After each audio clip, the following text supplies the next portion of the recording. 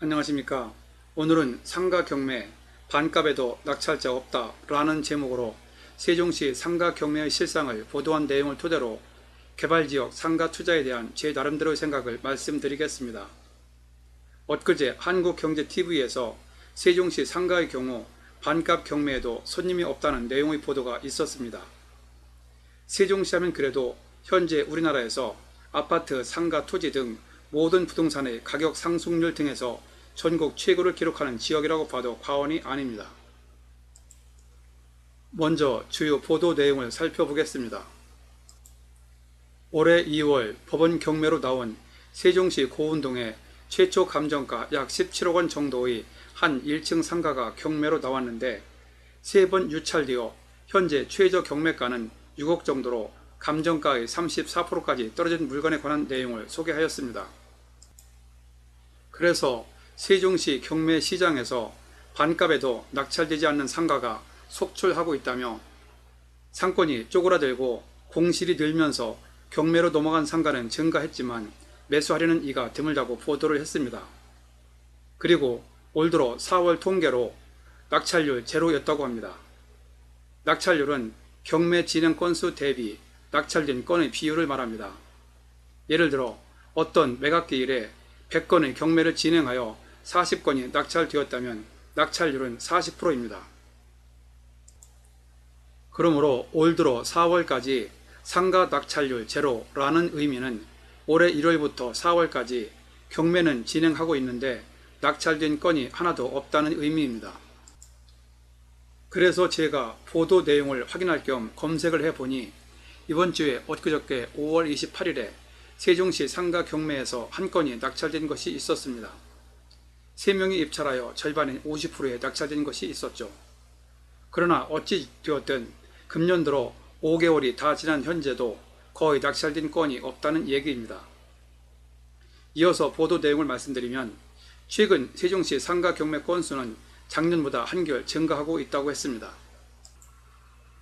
이렇게 세종시에서 상가 경매 물건이 늘고 있는 것은 대규모 공실 때문인데 세종시의 상가 공실이 전국에서 가장 높은 수준이라고 한국감정원의 통계를 인용하고 있습니다. 그리고 지나치게 높았던 분양가도 경매 속출의 원인이고 상권을 형성할 만한 배후가 충분히 갖춰지지 않은 상황에서 공급이 너무 많이 되어 실제로는 턱없이 낮은 임대 수익으로 투자금을 만회하기 어려운 상황이라고 전문가의 의견도 전하고 있습니다. 또한 일선 중개업소에 따르면 세종시에선 근린상가, 단지내상가, 중심상업지역 상가 등 상가 종류와 관계없이 임대료를 낮춰도 세입자를 구하기 어렵다고 하며 목 좋은 입지에 있는 상가도 비슷한 상황이라고 합니다. 그리고 세종시에서 가장 번화한 상업지구로 꼽히는 도담동에서 2014년 입주한 어떤 상가의 경우 15개 점포 중 6곳이 비어있으며 준공 후 5년 내내 공실인 곳도 있고 영업 중인 9곳 중 5곳은 공인중개사 사무실이고 다른 주변 상가도 대부분 비슷하다고 합니다. 게다가 임대료는 급격히 내려가는 추세라고 하며 처음 몇 달간 공짜로 점포를 빌려주는 렌트 프리 조건을 내건 상가 건물도 흔한데 전국에서 낙폭이 가장 컸다고 합니다. 또한 입주민 역시 유탄을 맞고 있다고 합니다. 상가 건물을 지어놔도 들어와 장사하려는 사람이 적어 병의원과 쇼핑시설 등 주민에게 꼭 필요한 업종이 크게 부족하고 정착해 살기에는 여건이 좋지 않다 보니 주민들이 금요일부터 서울 또는 인근 도시로 빠져나가는 현상이 나타나고 있다고 합니다. 그래서 주말에는 사실상 도시 기능을 제대로 하지 못해 상권 침체가 가속화하고 있으며 가게 대부분이 1, 2년을 버티지 못한다고 합니다. 그리하여 당분간 폐업과 공실이 늘면서 경영난을 견디지 못한 상가가 경매로 넘어가는 사례가 더 많이 나올 것이라고 전망을 했습니다. 이번 보도 내용을 살펴보면서 세종시 상가의 이런 현상은 외람된 말씀이지만 세종시의 지리적 요건, 세종청사 공무원들의 특성, 정치적 여건 등의 이유로 이미 세종시 이전 전부터 어느 정도 예견되어 있던 것이 이제 현실화된 것뿐이라고 생각합니다. 그리고 이런 현상은 비단 세종시 상가에만 국한되는 것이 아니고 타 지역에서도 비교하여 참고할 만한 경우라고 봐야 할 것입니다. 제가 전에 올렸던 유튜브에서 말씀드렸듯이 앞으로 신규로 개발되는 지역은 이러한 현상이 약간씩 양상은 다르겠지만 비슷한 상황이 벌어질 것으로 봅니다. 문재인 정부에서 얼마 전에 발표한 3기 신도시의 경우 이번 세종시와는 지역적인 차이가 있어 어느 정도 구별은 되겠으나 기본적인 인프라가 구축되는 시간에 있어서는 예전에 개발된 신도시보다 시간이 길어질 가능성이 상당히 높다고 생각합니다. 상가 투자는 대개 수익이 주 목적이고 수익은 영업이나 임대가 잘 되어야 발생합니다. 그리고 그러한 수익은 입지도 좋아야 하고 인구 유입 등으로 인한 인프라가 구축되어야 가능합니다.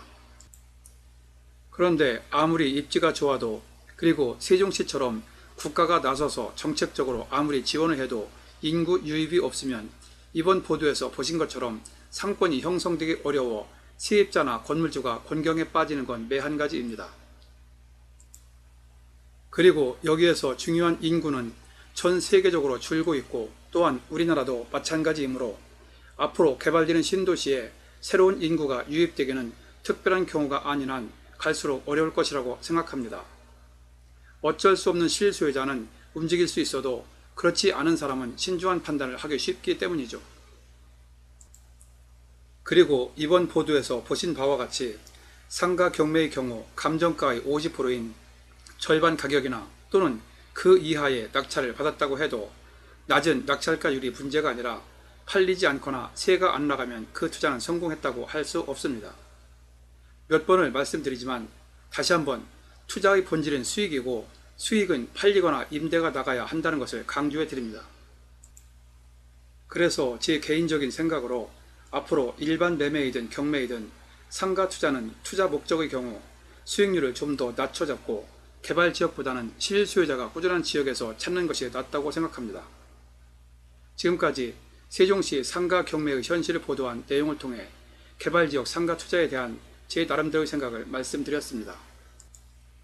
참고로 제가 전에 올렸던 유튜브 중에서 이러한 내용과 관련된 것을 재차 소개해 드리오니 시간 날 때 찾아보시기 바랍니다.